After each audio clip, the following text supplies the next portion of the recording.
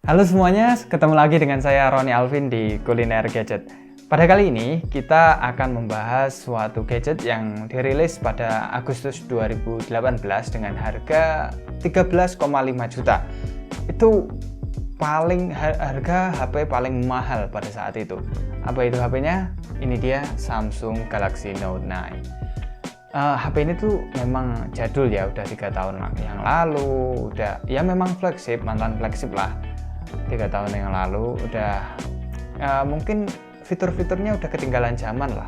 Tapi entah kenapa beberapa teman saya itu banyak yang pakai ini dan merasa tidak perlu upgrade ke generasi selanjutnya atau pindah ke HP-HP lain yang dengan harga sekarang itu udah jauh lebih bagus speknya.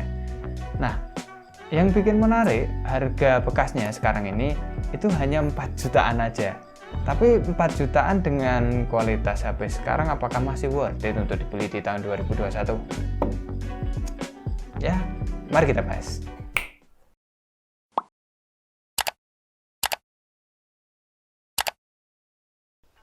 Oke, ini unboxing dulu. Disclaimer dulu ya, ini kelengkapannya OM ya.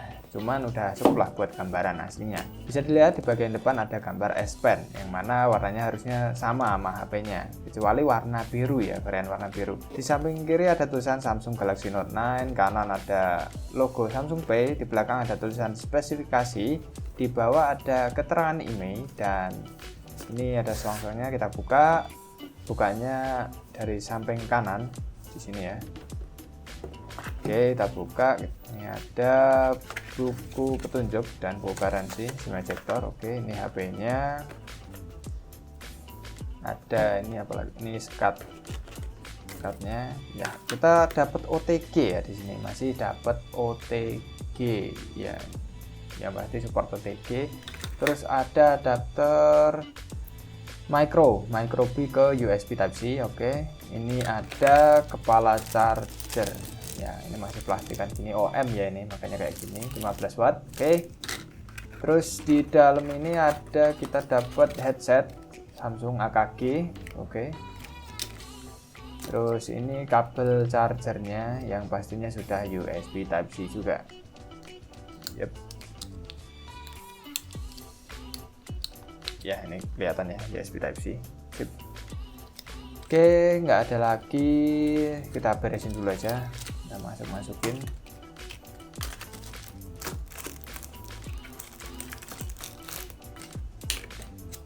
Oke. Yep. Kita masukin, tutup. Kita pinggirin dulu. Nah, ini HP-nya kita setting dulu ya. Yep, ini dia HP-nya. Ya, ini untuk wallpaper dan layar kuncinya udah saya rubah ya. Saya download di Samsung Team.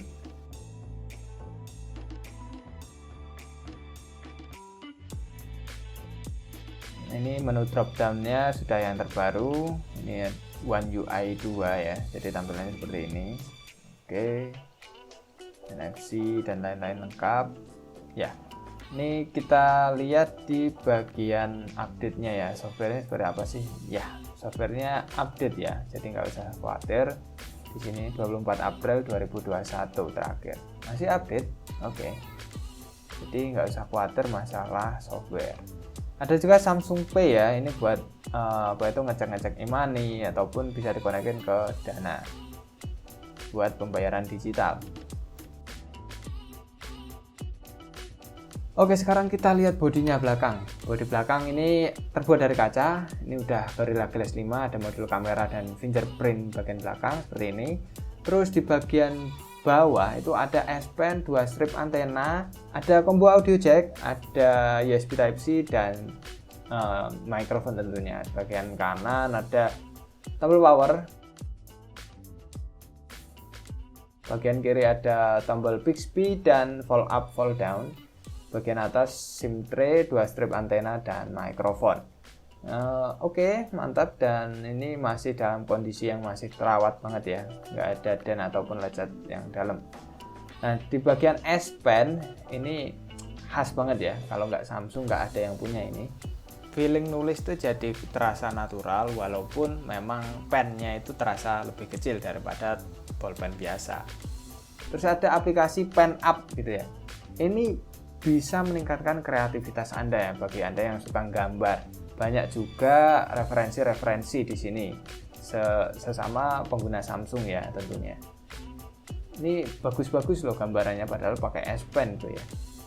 Oke. Fitur keamanan di Samsung Galaxy Note 9 ini tergolong lengkap ya. Mulai dari fingerprint tuh ada di bagian belakang dan juga responsif banget. Terus kalau kita drop down ke setting, itu ada pilihan biometrik, dan keamanan ada pemindaian cerdas. Ini adalah pemindaian scan wajah menggunakan iris scanner dan face unlock. Jadi bisa milih nanti. Ataupun kita pakai iris scanner aja, itu bisa. Ini iris scanner tuh keren ya, bisa unlock seperti ini. Jadi wajah kita nggak perlu kelihatan, yang penting mata kita kelihatan tuh bisa buka HP-nya. Mantep lah. Biar enak gripnya kita pakai ini ya, casing ya. Jadi lebih nyaman gitu. Nah, untuk mengenai tadi wallpaper dan lain-lain tuh banyak pilihannya. Ada wallpaper, ada screen lock dan lain-lain. AOD-nya juga bisa kita customisasi sendiri ya. Jadi bisa kita pilih mana yang matching dengan selera kita. Nah, untuk spesifikasi singkatnya seperti ini ya. Langsung aja, nggak usah lama-lama, kita cek untuk main game aja. Ya, Mobile Legends kita langsung dapat settingan di settingan grafik ultra ya, mentok rata kanan, jadi nggak ada masalah. Dan ini saya pakai untuk game itu lancar sih, nggak ada frame drop, stuttering ya. Emang ML udah sekarang itu udah ringan ya, udah standarnya semua HP lah. HP entry level pun harus bisa main lancar dengan HP ini. Ini 60 fps nggak ada drop-dropnya, walaupun semua efek dipakai. Ini main 10 menit baterainya itu ngurang 3-4% ya, lumayan sih, lumayan awet juga baterainya. Terus langsung kita ke PUBG Mobile. PUBG Mobile oke. Dan saya surprisingly kaget dengan game ini. Soalnya ini 60 fps rata loh, nggak ada frame drop, walaupun kadang kalau udah agak panas tuh terjadi stuttering ya. Ini saya main 20 menit itu baterainya berkurang 11%. Ini 60 fps rata loh ya. Enak banget buat PUBG M, nggak ada masalah di sini. Tapi salut saya, ini 60 fps rata di settingan HDR Extreme. Keren. Langsung kita coba ke game selanjutnya, Genshin Impact. Nah, di Genshin Impact ini bagus sih, mungkin terbantu oleh layarnya yang WQHD+, jadi gambarnya terlihat bagus. Ini saya juga barusan download, baru selesai. Oke, kita waduh, lah kok macet. Wah, macet man. Wah, ini kenapa nih HP saya ini? Aduh, gak respon. Tapi kok masih jalan suaranya. Waduh. Wah, parah ini.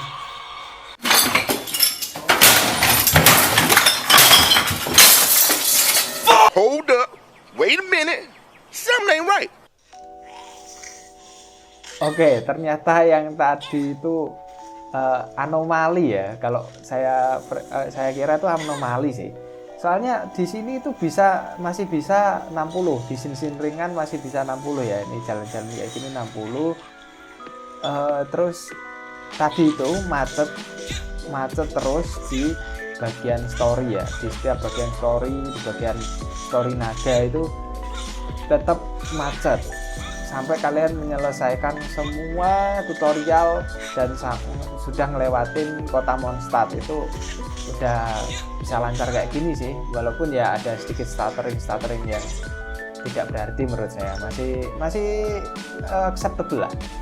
Padahal ini settingannya udah highest 60 fps. men, ini udah termasuk bagus sih dengan harganya. Bermain game ini selama 10 menit itu baterainya berkurang sebanyak 15%. Ya lumayan menyedot baterai lah ya. Oke, untuk layar, kualitas layar nggak usah diragukan lagi ya. Ini Super AMOLED-nya Samsung, apalagi dengan resolusi QHD+ HDR10. Gambar yang ditampilkan tuh tajam dan warnanya itu Samsung banget ya, akurat dan hidup. Jadi ya udah nggak ada PR sih kalau di bagian layar. Lanjut kita dengarkan bagaimana kualitas dari stereo speakernya.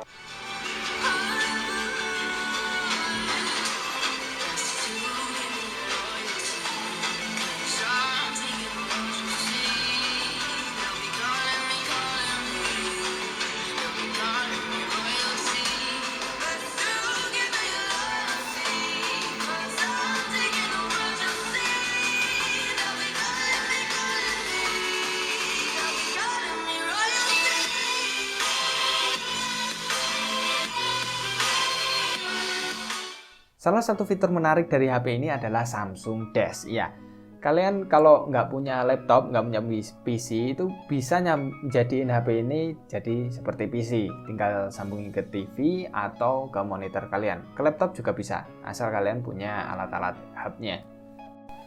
Seperti HP flagship pada umumnya, sertifikasi IP68 pada HP ini sudah ada. Jadi ya aman lah untuk kita siram ataupun kita rendam bahkan. Tapi seperti biasa, saya sangat tidak merekomendasikan untuk dicoba ataupun dites ya. Karena pihak Samsung sendiri pun itu tidak mengcover device baru dari Samsung kalau terjadi kerusakan akibat air ataupun cairan. Ya, so ini untuk rasa aman aja sih sebenarnya dari kita, supaya kalau seumpama HP ini kita kantongin terus kita kehujanan itu aman lah, atau mungkin dibawa ke kamar mandi gak sengaja kecemplung atau kecipratan air itu masih aman ya, mungkin sebatas itu aja. HP ini tuh udah dibekali dengan dual kamera belakang 12 megapiksel dengan OIS loh ya. Langsung aja kita lihat hasil foto dan videonya.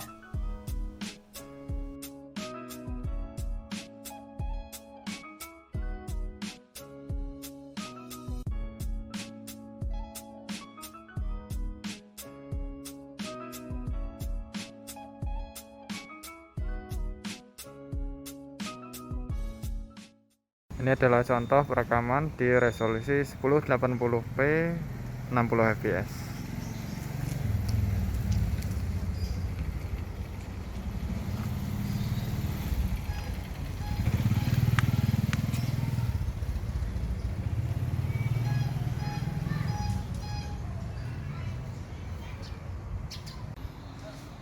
Kalau ini adalah 4K 60 fps ya, rekam. Walaupun jalan kayak gini, layarnya juga masih kelihatan stabil walaupun ini 4K loh, ini masih stabil, detailnya jelas. Oke.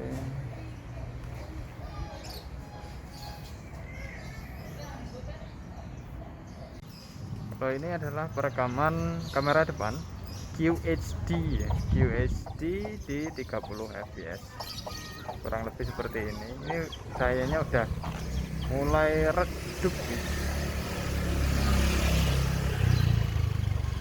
karena ini sore hari ya, kurang lebih seperti ini. Kalau dibuat jalan di arah sana ada cahaya matahari langsung ya, mungkin kalau diginiin, yep, begini backlight tapi masih dikompensasi ya, ini jalan mundur.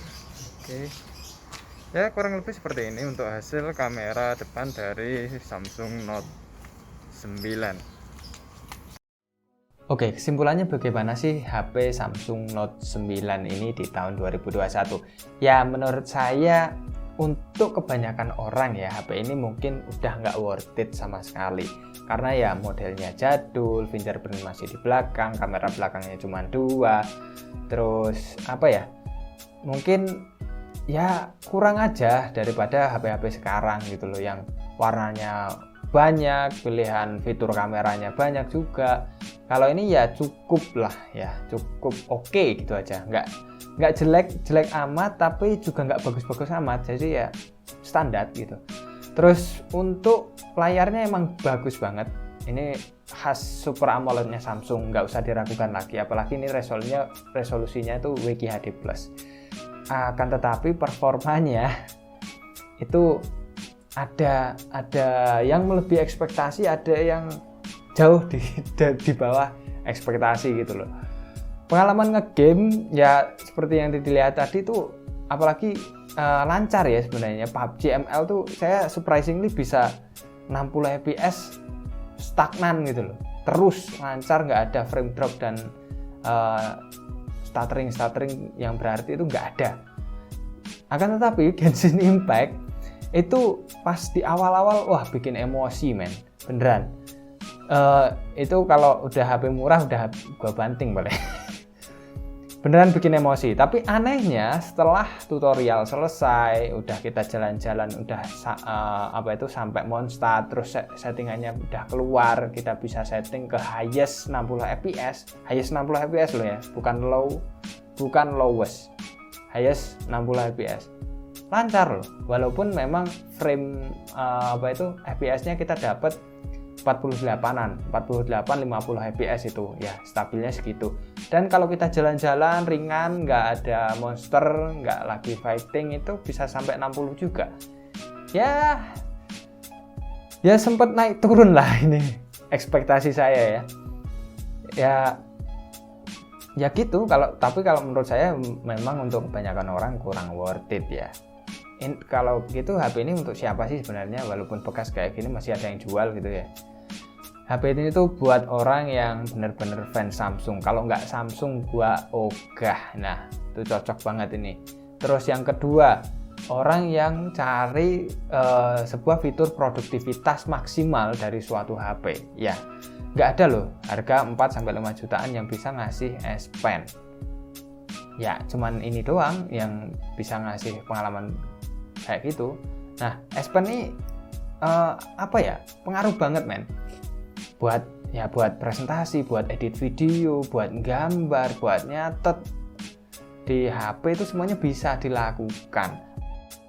Seumpama bayangin kalau kalian keluar kota terus nggak bawa laptop, bawa ini aja udah cukup. Bahkan kalau di sana kalian punya TV, punya monitor, sambungin monitor, ada Samsung Desk, udah kelar masalah gitu loh, nggak perlu device yang lain. Itu pun kalau kalian bisa memanfaatkan fitur dari Samsung Galaxy Note ini dengan maksimal. Nah ya kembali lagi dengan kondisinya yang bekas ya. Nah ini yang yang perlu digarisbawahi. Kalau ini bekas, Anda harus teliti ya, sekali lagi teliti dalam membeli. Jangan sembarangan membeli di Facebook lah, di forum, COD dan lain-lain. Pastikan di toko-toko yang terpercaya pilihan Anda. Ya mungkin bisa di Tokopedia, di Shopee ataupun yang lain ya. Kalau saya pribadi sih udah dapet channel yang terpercaya, dan pastikan nggak ada cacat di HP-nya. Mungkin lain kali kita akan bahas tips-tips buat beli HP bekas ya. Jadi stay tune, tetap tonton video dari Kuliner Gadget, dan like and subscribe biar saya semangat buat upload video. Terima kasih, sampai jumpa.